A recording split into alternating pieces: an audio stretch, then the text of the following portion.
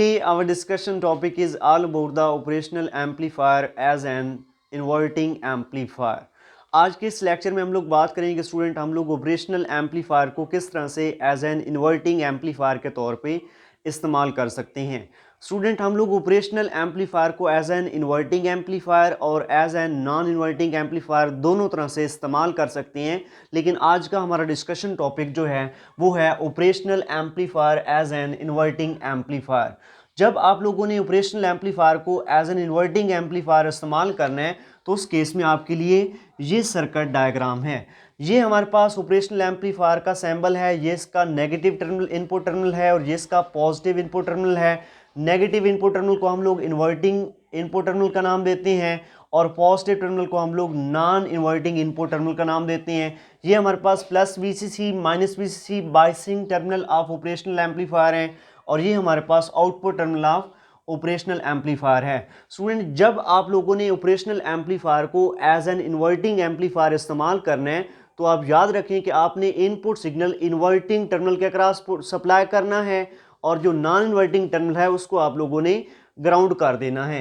देखिए मैं इसको यूज़ कर रहा हूँ एज एन इन्वर्टिंग एम्पलीफायर, तो मैंने जो इनपुट सिग्नल है यहाँ पे एसी इनपुट सिग्नल जिसका पोटेंशियल Vin है उसको कनेक्ट किया है with the help of register across the inverting input terminal of operational amplifier.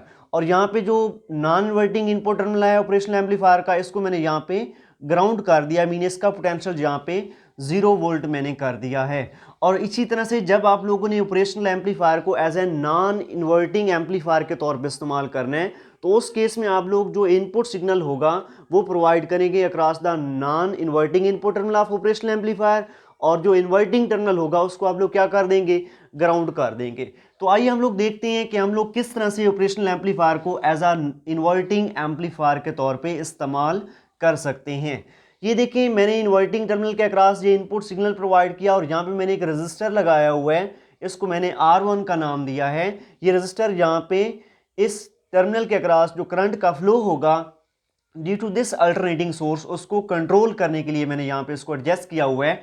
और साथ ही मैंने यहाँ पे एक और रजिस्टर लगाया हुआ है जिसको मैंने R2 का नाम दिया है। ये है in between output terminal and inverting terminal of operational amplifier. Inverting terminal और output terminal of operational amplifier के दरमियान में मैंने एक कनेक्शन किया हुआ है with the help of R2 और इस R2 रजिस्टर को इसको हम लोग आउटपुट रजिस्टर का भी नाम देते हैं और इसको हम लोग फीडबैक रजिस्टर का भी नाम देते हैं। अब यूं कहें इस केस में ऑपरेशनल एम्पलीफायर के साथ ये नेगेटिव फीडबैकिंग यहाँ पे मैंने की हुई है। ये फीडबैक क्या होता है स्टूडेंट, आप लोग जानते हैं कि ऑपरेशनल एम्पलीफायर का जो ओपन लूप गेन होता है वो सेवरल्स होता है, बहुत ज़्यादा होता है, 10 पावर 5 के ऑर्डर में होता है। उसको रिड्यूस करने के लिए उसको हम लोग कम करने के लिए फीडबैकिंग करते हैं और फीडबैकिंग दो तरह से की जाती है, negative feedback and positive feedback. अगर आप लोग आउटपुट जो सिग्नल है आपका ऑपरेशनल एम्पलीफायर जिसको एम्पलीफाई कर रहा है उसको रिड्यूस करना चाहते हैं with in the limit of plus VCC and minus VCC adjust करना चाहते हैं तो उस केस में आप लोग नेगेटिव फीडबैकिंग करते हैं। आप आउटपुट टर्मिनल का इन्वर्टिंग टर्मिनल के साथ कनेक्शन कर दें with the help of a resistor तो ये नेगेटिव फीडबैक है। अगर आप लोग आउटपुट टर्मिनल का with the non inverting terminal input terminal operational amplifier के साथ कनेक्शन कर दें with the help of register तो ये पॉजिटिव फीडबैक होगा। यहाँ पे हम लोगों ने नेगेटिव फीडबैकिंग की हुई है और ये हमारे पास R2 है या इसको आप लोग फीडबैक रजिस्टर का भी नाम दे सकते हैं जो कि कनेक्ट है in between output terminal and inverting terminal of operational amplifier. अब अगर हम लोग बात करें स्टूडेंट मैंने नॉन इन्वर्टिंग इनपुट टर्मिनल को यहाँ पे ग्राउंड किया हुआ है तो नॉन इन्वर्टिंग इनपुट टर्मिनल का जो पोटेंशियल होगा यहाँ पे वो कितना होगा, 0 वोल्ट के इक्वल होगा। तो यही मैंने यहाँ पे नोट किया है V positive is grounded, so we can say that the potential of a non-inverting terminal V positive is equal to the 0 volt। इसका पोटेंशियल यहाँ पे 0 वोल्ट के इक्वल होगा। आप लोग पढ़ चुके हैं इन कैरेक्टरिस्टिक्स ऑफ ऑपरेशनल एम्पलीफायर में the input resistance between inverting and non inverting terminal of a operational amplifier is a several mega ohms. जो इनपुट टर्मिनल होते हैं ऑपरेशनल एम्पलीफायर के उनके दरमियान में जो रेजिस्टेंस होता है इनपुट रेजिस्टेंस वो वेरी लार्ज होता है। और आप लोगों ने ये भी देखा था इन्वर्टिंग नॉन इन्वर्टिंग के दरमियान में जो इनपुट रेजिस्टेंस होता है वो इतना लार्ज होता है कि इनके दरमियान में किसी किस्म का कोई करंट फ्लो नहीं करता। अगर इन दोनों के दरमियान में कोई करंट फ्लो नहीं करता तो आप लोग जानते हैं अगर दो टर्मिनल के दरमियान में करंट का फ्लो नहीं हो रहा तो इट मींस दैट उन दोनों के दरमियान में जो पोटेंशियल होगा वो कैसा होगा, पोटेंशियल डिफरेंस जीरो के इक्वल होगा, उनका पोटेंशियल सेम होगा। It means that V positive और V नेगेटिव इन्वर्टिंग और नॉन इन्वर्टिंग टर्मिनल दोनों सेम पोटेंशियल पे होंगे। So we can write here as we know that the potential difference V positive minus V negative is approximately equal to 0. This is the potential difference across a non-inverting terminal to the potential difference across a inverting terminal। ये दोनों किसके equal होंगे, zero के equal होंगे। अब यहां से लिख सकते हैं this is the potential across the non inverting terminal which is approximately equal to the potential of a inverting terminal. जो पोटेंशियल जहां पे होगा V पॉजिटिव के अक्रॉस वही पोटेंशियल होगा यहाँ पे V नेगेटिव के अक्रॉस। तो आप लोगों ने देखा है कि V पॉजिटिव को हम लोगों ने ग्राउंड किया हुआ है, उसका पोटेंशियल जीरो है, तो यहाँ पे जो V नेगेटिव होगा स्टूडेंट उसको हम लोग बोलेंगे ये यहाँ पे विर्चुअली ग्राउंडेड है। तो यही मैंने नोट कर दिया है। सो V negative the potential of a inverting input terminal of operational amplifier is a virtually grounded.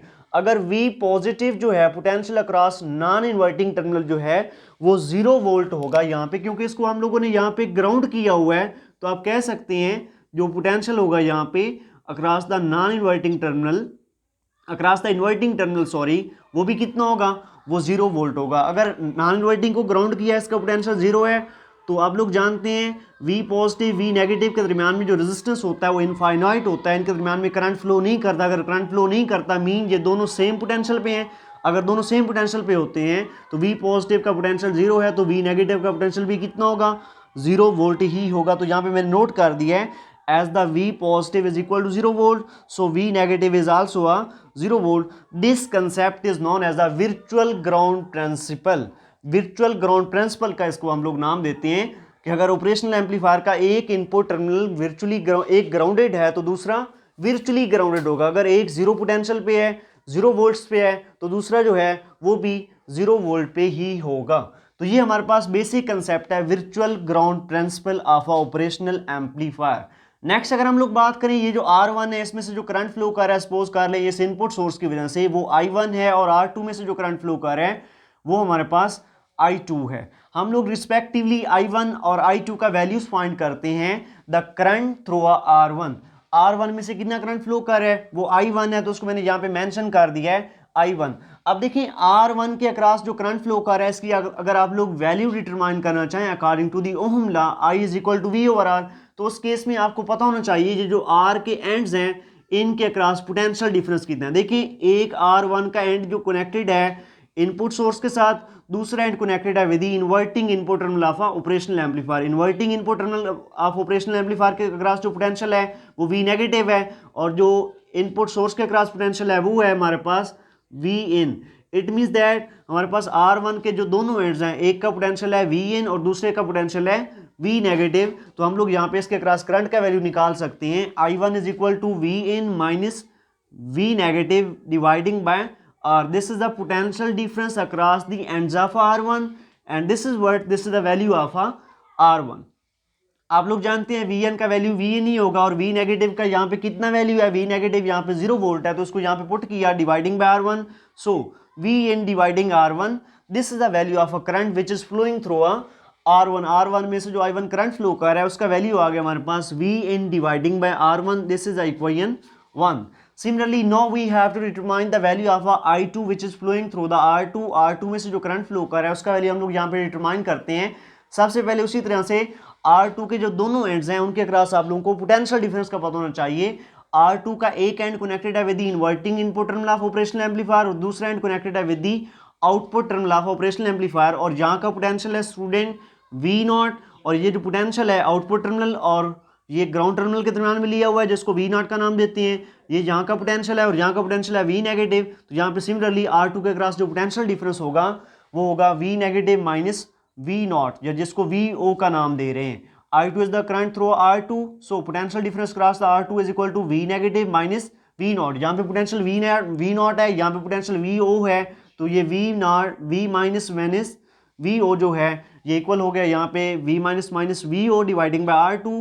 V minus का यहाँ पे वैल्यू कितना है, वो यहाँ पे 0 वोल्ट है, तो ये हो जाएगा 0 minus V0 dividing by R2 which is equal to minus V0 dividing by R2 and this is equation number 2।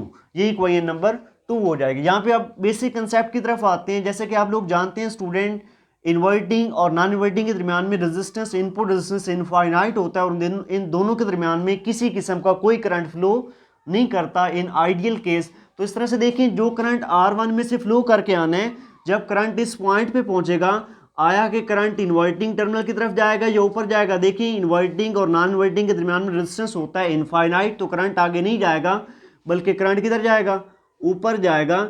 It means that जो करंट R1 में से फ्लो करके इस पॉइंट पे पहुंचा है वो आगे की बजाय ऊपर जाना पसंद करेगा, क्योंकि आगे जो है इन्वर्टिंग टर्मिनल की तरफ जब जाएगा, इन्वर्टिंग कनेक्टेड है नॉन इन्वर्टिंग के साथ, तो इनके दरमियान में रेजिस्टेंस इनफाइनाइट है, तो करंट ऊपर जाएगा। इट मीन्स दैट जो करंट R1 में से फ्लो कर रहा है वही करंट R2 में से फ्लो करेगा। मीन जो करंट R1 का है वही R2 का करंट होगा, ये दोनों करंट सेम होंगे। अगर इस तरह से समझ नहीं आ रही, ये हमारे पास पॉइंट बन रहा है, I1 इस पॉइंट की तरफ फ्लो कर रहा है और I2 जो है यहाँ पे वो इस पॉइंट से अवे फ्लो कर रहा है। तो आप लोग यहाँ पे किरचॉफ फर्स्ट रूल अप्लाई कर दें।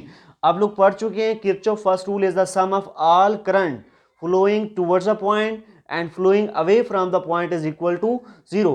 एक पॉइंट से अवे और एक पॉइंट की तरफ फ्लो करने वाले जो करंट का सम होता है वो किसके इक्वल होता है, 0 के इक्वल होता है। देखिए इस पॉइंट की तरफ जो करंट फ्लो कर रहा है वो I1 है, इससे जो अवे फ्लो कर रहा है वो I2 है। दोनों कैसे होंगे, सेम होंगे या दोनों का सम 0 के इक्वल होगा। तो ये मैं लिख देता हूं, according to the KVL Kirchhoff first rule, I1 is equal to I2।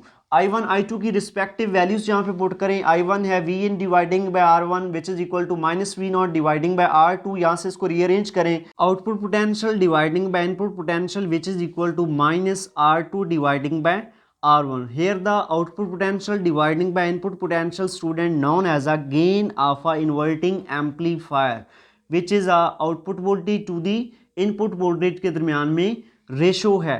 The ratio between the output voltage to the input voltage is known as a gain of a inverting amplifier। तो इस equation में V naught dividing by V, इनको हम लोग replace कर देंगे capital G which is a gain of a inverting amplifier. So gain of a inverting amplifier is equal to minus R2 dividing by R1।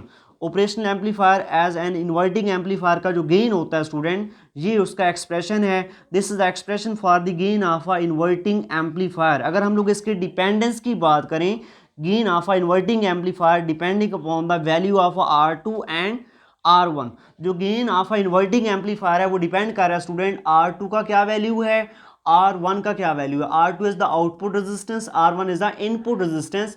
Gain of a inverting amplifier depends upon the values of a output resistance and input resistance.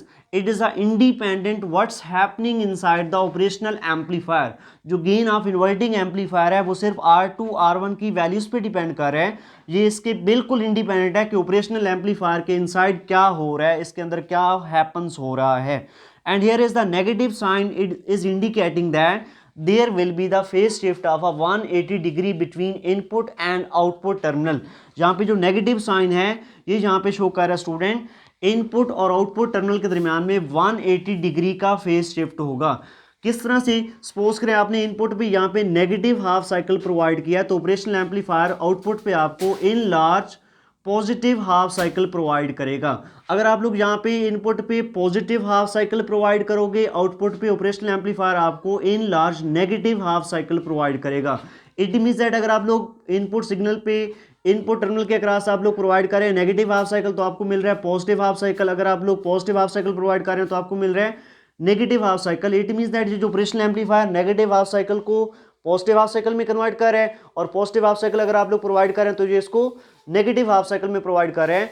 इसको हम लोग नाम देते हैं phase shifting of a 180 degree, जो कि यहाँ पे operational amplifier as an inverting amplifier perform करवाएगा। तो ये था हमारा आज का लेक्चर जिसमें हम लोगों ने बात की है student operational amplifier as an inverting amplifier.